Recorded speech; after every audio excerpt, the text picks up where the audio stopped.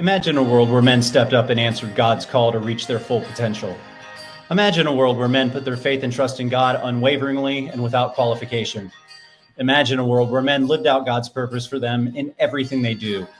It's Not My Credit to Take explores the awe and wonder of how God shows up in the lives of strong, principled Christian men from all walks of life. Get ready to laugh, to cry, and to be transformed. I'm your host, Dr. Ed Slover, faithful husband, loving father, loyal friend, and unapologetically Christian. Welcome to the It's Not My Credit to Take podcast. Cliff, what's going on? Slover, what's happening? It's great to see you. My guest today is the one and only Dr. Mark Clifford. I first met Mark. I call him Cliff. So if you listening hear me say Mark or Cliff, it's one and the same person. But he and I first met while working at Grand Canyon University in Phoenix, Arizona, where he was an assistant professor and later assistant dean in the Colangelo College of Business. He's also a veteran of the United States Air Force, where he most recently served as squadron commander of the 607 Material Maintenance Squadron. He also holds a PhD in sport and fitness administration and management. Today, Mark is the chief of staff at Position Sports and also the executive director of the Dream Foundation, which is a really cool organization established to provide opportunities and access to underrepresented groups within the sports industry through education, access to industry professionals, mentorship, and guidance. Over the years, Mark and I have developed a genuine friendship that was born out of mutual respect and admiration for one another. He and I are the epitome of brothers from another mother. He's married to his wife, Elise, for 25 years, and they have two sons, Caleb and Jaden. Cliff, welcome to It's Not My Credit to Take. Thanks for having me. That was actually a really good introduction. Half of that's true. No, I'm just kidding. I figured in you preparing for this conversation that we will have plenty of moments of banter back and forth and levity. And you and I talked about it over the years that we really are the epitome of brothers from another mother. And if you're not watching this, it's really difficult to understand why that's somewhat funny. Yes. I'm tall and bald-headed, and you're tall and not bald-headed. Well, it's hard to distinguish. It's like, hey, is that Clifford or Sloan up the steps? It's hard to tell, man. it really is difficult to tell. So for those of you listening on Apple and Spotify, check out It's Not My Credit to Take on YouTube. So Cliff, tell us about your background and how you ended up where you are in your life.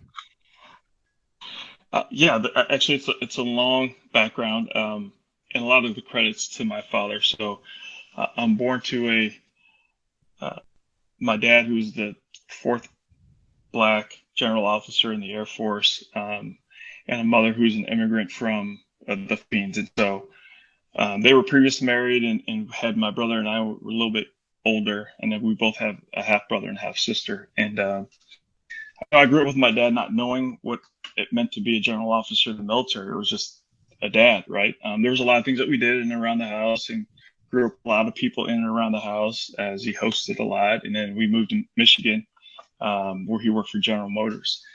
And so, growing up with a dad that's very strict and a mother that's very strict in a Catholic household, it was finding ways. My brother and I found ways to have a good time and do things that got us in trouble. And I'm the youngest one, so I let the older one do it, get in trouble, and then I figured out how I could get away with some stuff and let him kind of be the guy that take the trials, right? Even to this day, he's still a little bit of a goofball, more so than I am. But then has really fallen into his faith and found Christ. He's doing some things in his life that are deviated from mine. That from what I say, we grew up a certain way. Now it's like we're done past a little bit, but. And then myself, I entered the military. We moved to Michigan. We moved from Michigan to California. Met my wife. Didn't know she was my wife at the time, but we met in high school. Dated our senior year. Kind of figured out that I better do something quit around and go do something about it. And we started. I went to the Air Force Academy and entered the Air Force myself. And that's where I really realized what it meant to what my father did and appreciate what he did. The fact that he was a trailblazer in the Air Force for people that look like me, but not knowing that and didn't really know how to celebrate that as a younger person. And so I spent my career on multiple jobs throughout the military, traveled the world, loved it. And now I'm in the second phase of my life, really third, because my second phase was after retiring from the Air Force, coming to Grand Canyon University. And I've been teaching for a handful of years, even before getting to GCU, which I enjoyed. I enjoy teaching. I've been around students. And then, what really happened was George Floyd and Breonna Taylor and some of these other monumental things have hit the news in terms of social injustice, social turmoil. And I needed to find my voice. And I tried to do that at the university, and it wasn't as powerful or impactful that I wanted it to be. And so now I'm doing the work that I'm doing, which is what you outlined with the Dream Foundation, doing some of the same work with the GCU, teaching and mentoring students in the sports industry who are interested. But now it's hyper focused on Black and brown students who are really underserved. HBCUs, historically Black college universities, if you do the history and look at the lack of funding thereof, it's a needed space. And so that's what I found myself, and that's what I continue to do now. That was one of the questions I had for you. The core program at the Dream Foundation is called the Dream Program, and it's focused on supporting students from, as you mentioned, historically Black colleges and universities. It's an awesome purpose. What does your day-to-day work look like? Sort of a day in the life of Mark Clifford. Everything's different, which I enjoy. We turned this into a foundation last year. It was a lot of the work that I did was getting the Dream program into a foundation, but continually working and pushing for the classroom work. And so we run 2 classes simultaneous with college semesters, the fall and the spring. And so throughout the fall and the spring, a lot of my time and effort is just like preparing class and reaching out throughout the network in the sports industry to find high-level executive or even some lower-level folks at the director management level that work in the business of sport, so they can talk to students about what it takes to get there, what some barriers are, what some of the challenges are, and how to overcome some of those challenges.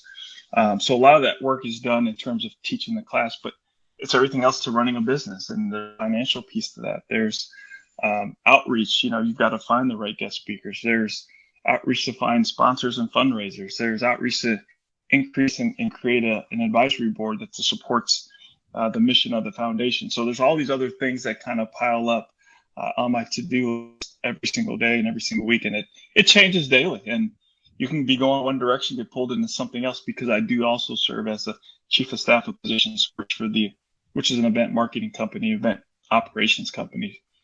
And so there's day-to-day tasks that kind of pull me into that as well. So never you're going to get, I almost sound like Forrest Gump right there.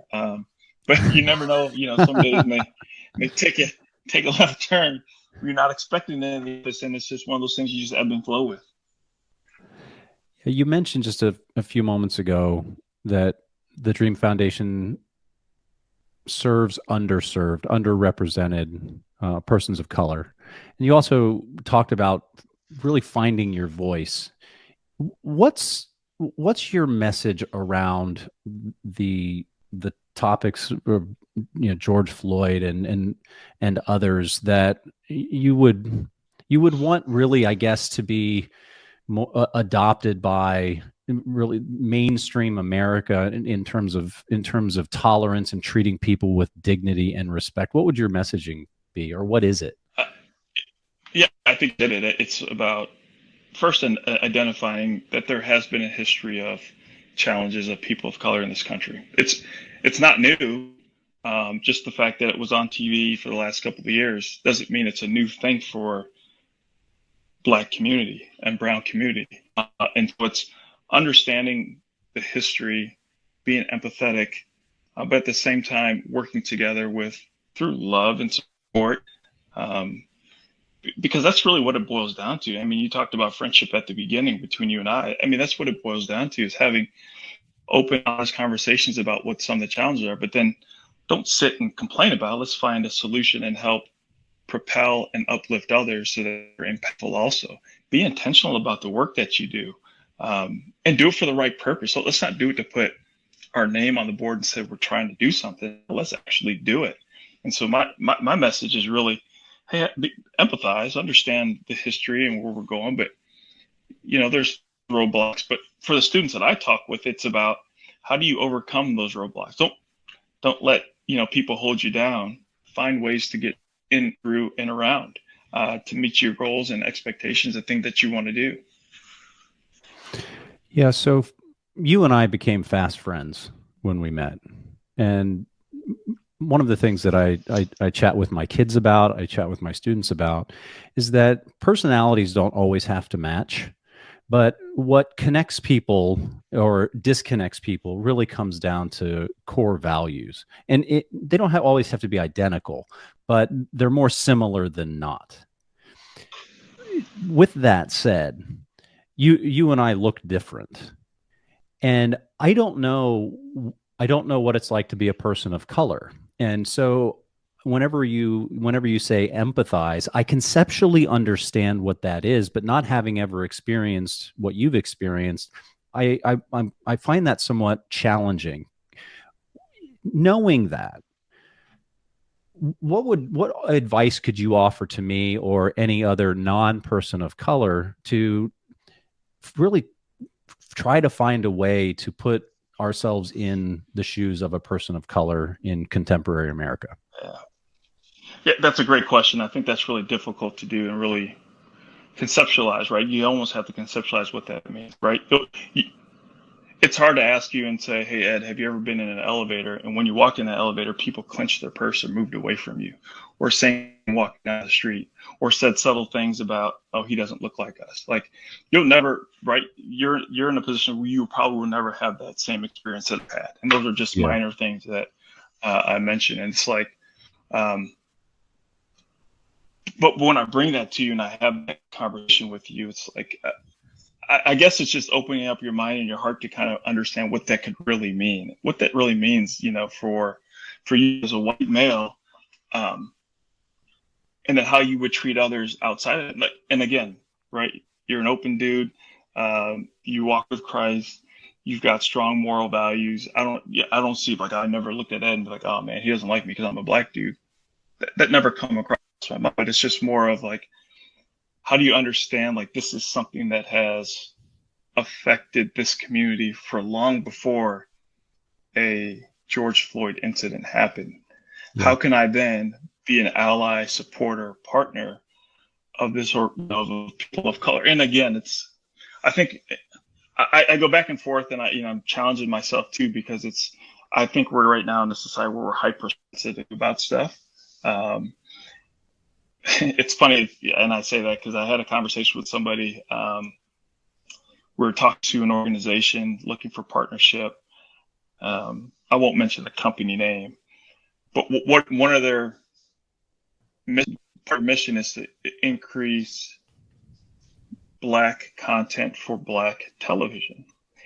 And a white friend of mine said, can you explain that to me? Because if I were to say I'm creating and looking for more white content for a white channel, like, get shot. And I was like, 100%. I said, you have to realize that and I'm not, I'm generalizing here, in the Black community, you see mainstream TV. Yes, it has people of color in it, and there's a mix, but it's still producers and white content folks. There's white writers. Everything is from that perspective, and then you input a person to say, okay, now you're my cultural guy. No, that's not. So when we think about, there's never really been a dedicated slew of channels that are written, produced, acted, you name it, by people of, and that's why it's important to them, because there's an audience of people that want to see that more so than they want to see a ABC channel story. Now that's very extreme, but kind of to your point, and I think I kind of ran in circles, but I think you kind of get where I was going with that. I do. One of the conversations I've had with my daughter on, I should say similar conversation that we've had multiple times, that her best friend since first grade is a person of color. Her name's Ashley. She's just wonderful. And one of the things as part of the conversation I've had with my daughter is you don't need to defend or justify to anyone else, because Jocelyn, my daughter, has been called racist before. And these other people that are calling her that have no idea that her best friend forever has been a person of color. And I'm looking for some guidance and coaching from you on this one, because my commentary has been you don't need to justify yourself to people who are making ignorant comments. And if for no other reason, and she doesn't know this terminology, but if for no other reason, to not engage in anything resembling virtue signaling, because that's its own thing, and it's just it just irks me when people go out of their way to signal their virtue. I know where I'm directing her to say, "Hey, look, you don't need to defend it. Be who you are, be your authentic self, and be friends with whoever you want to be friends with." Am I close to the target on that one from your perspective? Yeah, 100%. It's almost like you almost have to take it back and go, Jocelyn, why do you think they're calling you racist? Like, what's prompting that from these individuals? I agree with you. There's no need to explain yourself, but it's, if it's an incident versus just her overall mannerisms, actions in and around the school or wherever that situation may be, I think those are probably at least worth figuring out and delineating, because if it's an action, then that's something to address versus just like, I'm friends who I want to be friends with. And I agree with that. I don't think there's any way of just, I grew up in white suburban areas, like all of my friends were white, and but I think they never understood my walk in my shoes. And so I would just say to her that it's like you said, no need to explain.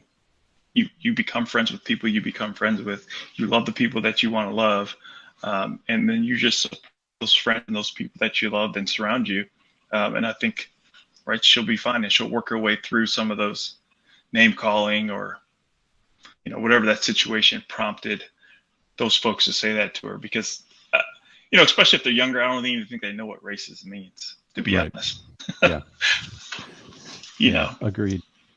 So you talked about growing up in a Catholic household that you had a strict mother and father.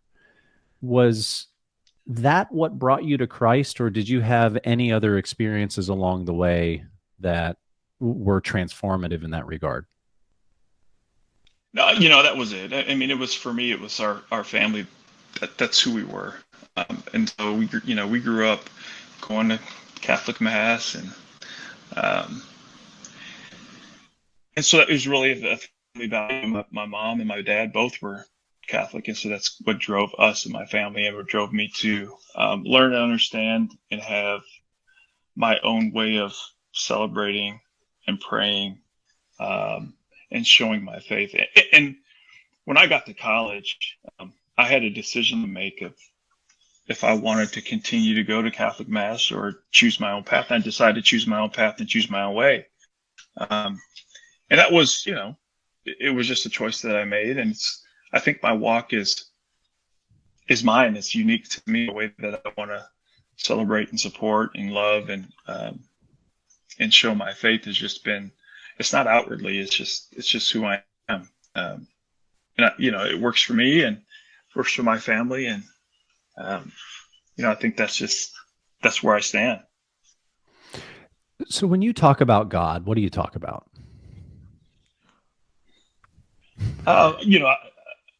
That's, it's an interesting question. I had that posed to me by my wife's uncle just recently. It's like, when you talk about God, what do you talk about? It's like, oh my gosh. Well, so I'll go and then I'll turn it back over to you. When I talk about God, because I'm not strong with scripture yet, I tend not to defer to scripture, even though I understand the foundational principles, outlined in the Bible. When I talk about God or when I talk about Jesus, for me, it's literally inspiration. It's because if you look at the Latin definition of inspire, it's inspirare. It means to breathe into.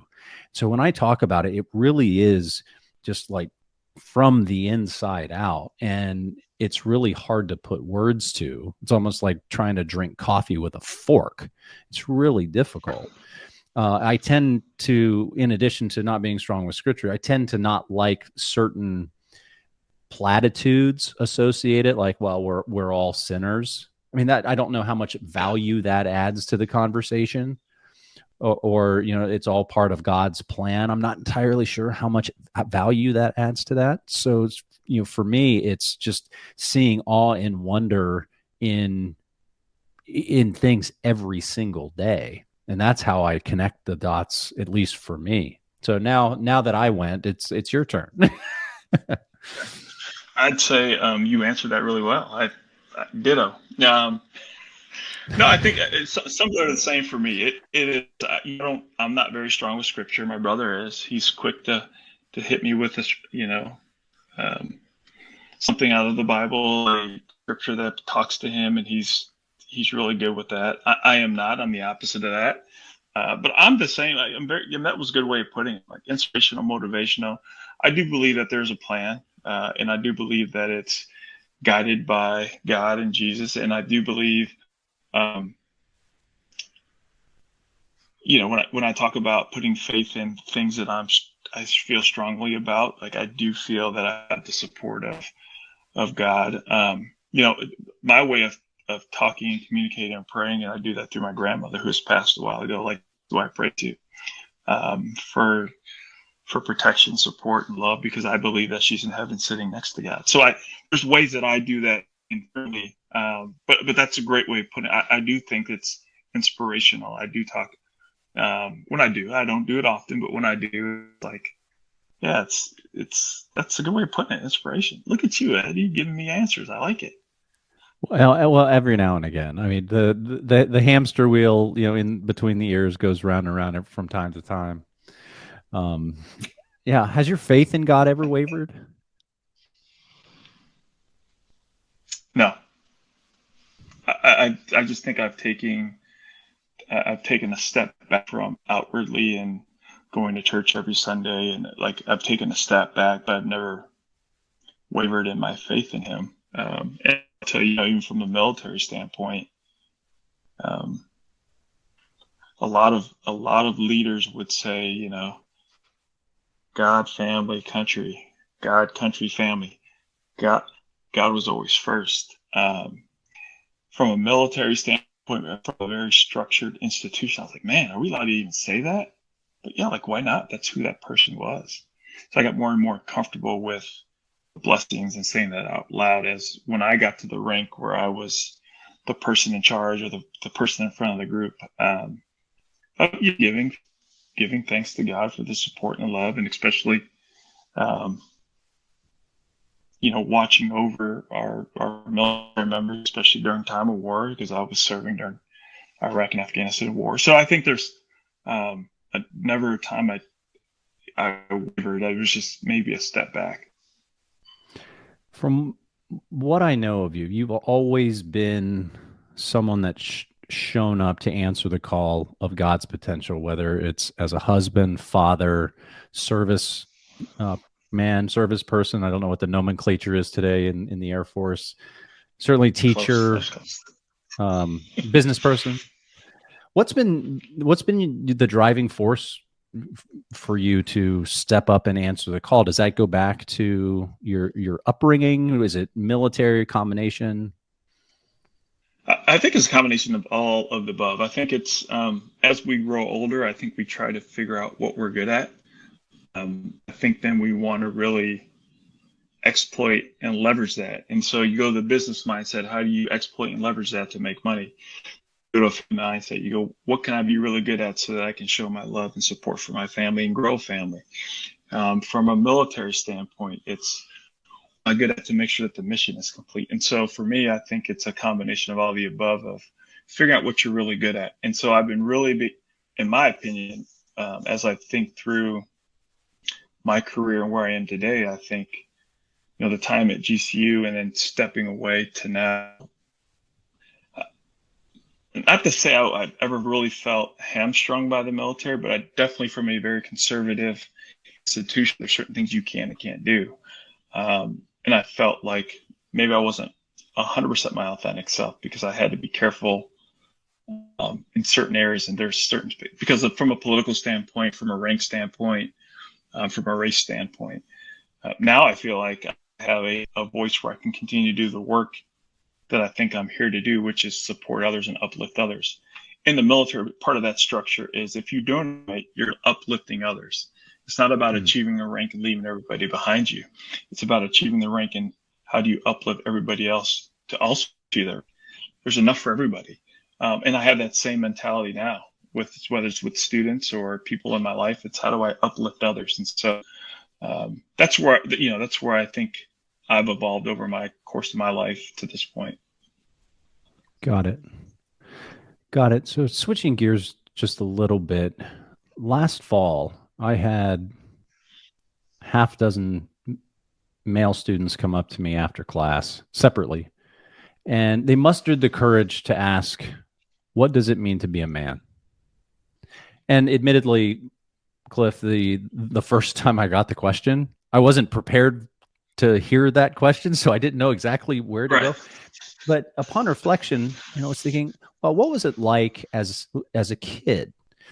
And I just actually, before our call, I finished recording a podcast for my other podcast that's on vulnerability, not weakness. Well, I grew up in a space where vulnerability was weakness, and there's this question mark as to whether or not it's still perceived that way, or if that's actually a component of what it means to be a man in 2023. Someone that has a high degree of emotional intelligence, that is willing to show emotion appropriately given the context of the situation. So, if you were faced with that question, what does it mean to be a man? How would you answer that in contemporary culture? Man, I think crazy question. And the fact that these young people are thinking this way is inspiring to me, motivational to me, because they're different from us. This generation is just different. And so back to mom and dad, like my dad is still, if you think about it, he's 94 years old, traditional. Like he thinks like my wife should be doing certain things and I should be doing certain things. I'm like, Dad, you're crazy. But that's just the mentality, and that's how it was back when he grew up in the 30s and 40s, and right, that's what the structure was. Today, I think it's a very different society that we live in, with openness about almost everything. I mean, we trouble if you don't say all the right letters when you say LGBTQ plus, like you get in trouble. But it's not right or wrong. It's just different. It's just a different time frame that we live in. And so I you have girls and I have boys, and raising my boys, that's the same like dad told me, like, don't cry, rub some dirt on it, get up, man up, and all these things to make them feel like crying was a weakness or showing your emotion was a weakness. And then my younger son came around, and he wears his emotions on his sleeve. And it was difficult for me as a dad to understand that that's who he was and how to embrace that. And so growing up with him, he taught me a lot how to allow him to be him. And still, right, he's 19. You don't know everything, man. You think you do, but you don't. But I don't know how I would answer that. It's just a matter of like, I mean, I think a lot of it's situational, number one. But secondly, like, being a man today is not the same as being a man in this 50s, 60s, and 70s, where you go to work and your wife's going to be home. Or being a man today is doing things that inspire you, doing things that motivate you, uplifting others. So if you want to have a family, how do you love and support your family? If it's an emotional thing, like how do you, like you said, appropriately show your emotion where it's not degrading from anything that you're working on? I'll say that, in the context of work. Like, yeah, you can be emotional about it as long as it doesn't degrade the work that we're doing. Okay, like we'll figure it out. We'll work through it. But I also, I'm a little old school and crusty when I'm like, I think there's still a line there. I think it's still acceptable to be like, hey, I know you're having some people. Let's work it out away from the group or one-on-one, but let's, you still got some things we need to do to accomplish in order to be successful, whether it's your family or, your work life or, however you balance that. That's a tough question. The fact that they're asking that's really inspiring to me, but at the same time, difficult to answer because I think we're cut from a different cloth than they are. And again, not good or bad. I think just different. It's interesting you use the word inspiring. I kind of went the other way with it, and almost feeling sympathetic for them that there's any confusion around the topic. Yeah. But I definitely see your point. What based on your dad's generation, you and I are firmly Gen X, and then your son's generation, it's probably not a stretch to assert that every culture based on generational dynamics believes they're doing the right thing. So what your dad grew up with, he probably feels is quote right. What we grew up with, probably the same. And then today, what do you think are the commonalities with going back to the question, what does it mean to be a man? What do you think the commonalities are that serve as a thread through the generations in response to that question? Ooh, I don't know. Ooh, that's a good one. Yes, that's a good one, Ed. Man, I think, well, without me sounding overly over the top masculine, like, but I think some of it is just, and I got some things run through my head, like, oh yeah, you wear the pants and, all sort of some of the cliches. Yeah, cliche. Yeah, but I want to stay away from those. I don't know. I don't know what some of the common threads are. I think it's I think through my dad and what my kids were. I think there's always a part of us that will always have a piece of our parents with us. And for me, it was my dad was not only the strictness, but the honesty and treating others the way you want to be treated, despite race, creed, color. And so for our family, anyways, that's one of those threads that they could tie that back to probably my grandfathers in terms of just treating others the way you want to be treated. But in terms of masculine, I don't know. I think I think they're all a little bit different. We've all been given pieces of advice or guidance, direction that's a little bit different than mom and dad and,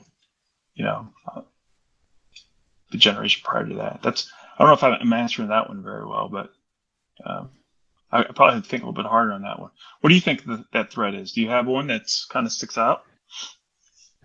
There are two that come to mind right away that seem to connect at least the current generation with our parents' generation. And that is protector and provider. Well, let's take the second one first. Provider has been redefined. If for no other reason, economic forces require, in most cases, both parents to work in order to support the family. So what our parents went through, I know my dad was the single income earner growing up, and today both my wife and I work, and our contribution is equally valued both by one another and by our girls. So, but there's still the element of needing to be at least a co-provider. In terms of protector, I was in a conversation with a young lady yesterday, and we were actually talking about this. And I asked her, I'm like, when you were 8 years old, And imagine someone broke into your house. Would you want a dad or a big brother that is listless and aimless in life, that might not be able to step up and defend and protect your home? And she didn't blink. She's like, no way, I wouldn't want that. And yet we come across so many men, particularly young men, that almost have been given permission to be listless and aimless. Like for you, whenever you come across, those young people, where do you start with that? Yeah, right. Like, it's, I don't know if it was my son or maybe some other young man. We're having a conversation. It's back to the protector provider piece, but the chivalry, right? Women's, chivalry's dead, but you get mad when we open the door for you, but then you get mad if we don't open the door for you. And so there's a balance of what the confusion. I could see why some kids or young men would be confused when there's confusion sometimes from the opposite sex, in their opinion. But with the list, yes, it's funny you say that. I'll share. We've got my wife's nephew's here, goes to GCU from Colorado here to help out. And so to be closer to school, because now he's going in person versus virtual. We're having the challenge too with it's like, why aren't you motivated to go and get a job and go provide for yourself? Because we're doing it for you. Is it easy versus going out and again, I think that's the old school mentality, but at the same time, it's, why would you not want to go out there and support yourself? And I think you almost have to find different ways of motivating these young men on certain items. And it's, whether it's dating and being chivalrous versus getting off your butt in the couch to go get a job. And I think personally, one of the things that, and you see it in the classroom, is that there's so many more things to distract a young person now than there was in our day. And so I think the distraction level is so high, from the phone to the streaming and all the other things that kind of cloud these young folks, that it's not as much sit down at the table with dad or mom and learn some of these things that it was back in our day. And I think there's so many different factors, and of course, culturally, different factors, different parts of the world, and whether or not you're well off financially or not, socioeconomic status. I think there's so many different factors that will kind of play to that. But for me, it's like, almost, one thing my wife told her niece, because she was kind of in that same spot and she was looking for a job. She's like, trust me, once you make your own money, you take care of yourself, like, you're going to love it. And she does. Like, she went and got a job and she loves it. It's just a matter of, like, you look at these young folks like, ooh, I just want to put my hands on them sometimes. But that's just old school Mark. Like, well, so this is an interesting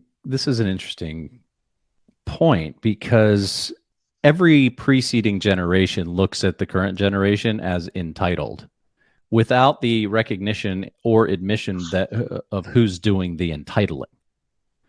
So I find that fascinating.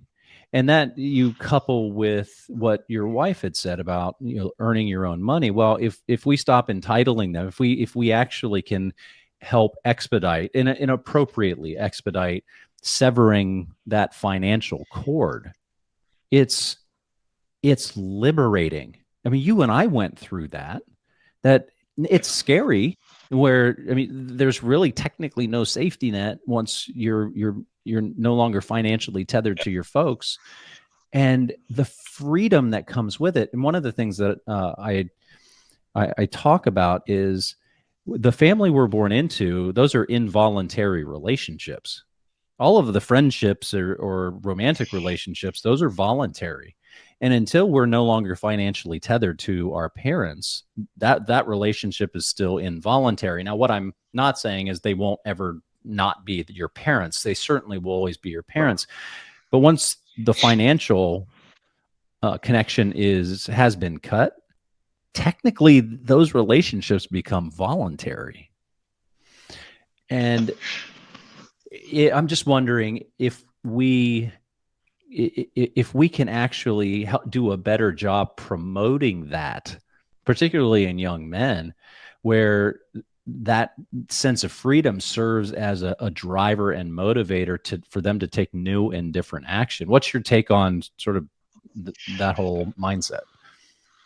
Yeah, I'll take a step back before I get there, but I thought about that when you were saying that. I think part of the entitlement piece is depending, again, one of the other factors of depending on where you came from, socioeconomic status, there's always an idea that you want your family and your kids to have a better than you had. And I think that's where part of that entitlement comes from, but I think there's a way to constructively do that so that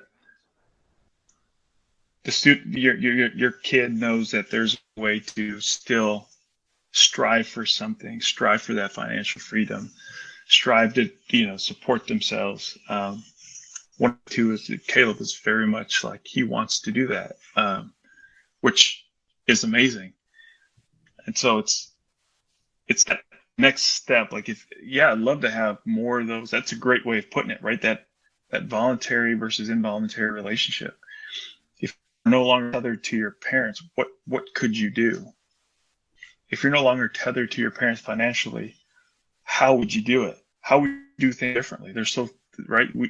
You and I probably could go back and go, and this is some stuff I want to do with my parents. There's some stuff I don't want to do. Like there's things for my dad, like I'm never going to do that.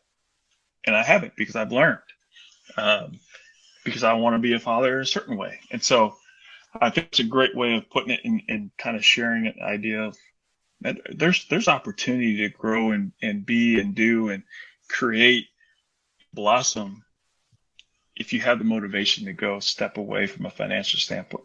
Again, so many other factors that fall into that, right? Yeah. Not the least of which like is my nephew. Sorry, go ahead. No, I was going to say, like my nephew, like they got a family restaurant or a family, like a convenience store, and he can go in there and work and grind it out. But that's not what you wanted to go do. And go find the path that's going to make you happy and that you want to go do and fill your bucket with the things that you want to do. That's what I was going to say. My bad. Yeah, and I was just going to add the other side. In addition to helping motivate parents to promote, freedom and independence, so I just I can't get myself to a place where it's exclusively the young person's fault. Oh yeah, no, I agree. It's definitely. I was thinking about it too, right? It's so much easier when you say, "Hey, cool, we do the same thing in our house. Hey, you've got an hour on the game console." That turns into 2 or 3 because they're quiet and we're okay with them being quiet. Versus shutting that joker off in an hour, right? And it'd be like, all right, now we're going outside or we're going to go.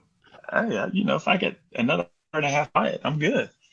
Yeah, and I mean, oh my gosh, I remember thinking, under no circumstances will the television become a babysitter, or my kid will eat fruits and vegetables. And boy, you did too. Boy, you just fall down on that commitment because the TV serves as a babysitter, and mac and cheese is the only thing they won't complain about. Right, and you need them to eat something. You need them to eat something. Yeah, that's right. So as we sort of get ready to land the plane on this, I don't know Jaden, your youngest son, but obviously you and I know this, that I had a chance to be the faculty member for Caleb twice. And you and Elise have done an unbelievable job with that young man. And you should absolutely be, I know you're proud of him, but you should be proud of yourselves. It's absolutely impressive. Just what a thoughtful, conscientious, considerate young man that you've raised. So congratulations on that. Thank you. Appreciate that. He's a good egg. I'll keep him around. You'll keep him around? He'll do in a pinch? He'll do in a pinch. He's trying to get away from himself, but he's ready, man. I tell you what, he's ready to go, and he's the motivated one, man. I love it. Doing everything right, and he was taking a back seat this semester and not go to where he was working over at Camelback Ranch last year. They asked him back, and he was like, "No, I kind of want to have a spring break." He's over there working, So he's doing everything right. He's in a good spot. The other one, we might have to have some further conversations with that one. That's right. Well, maybe it'll take him a little bit longer to cook. That's all. Yeah, that's it. I was a late bloomer, so maybe he's a late bloomer. Yeah. Well, Cliff, thank you so much for your wisdom and insights. Would you mind if I prayed us out? No, please do. Thank you.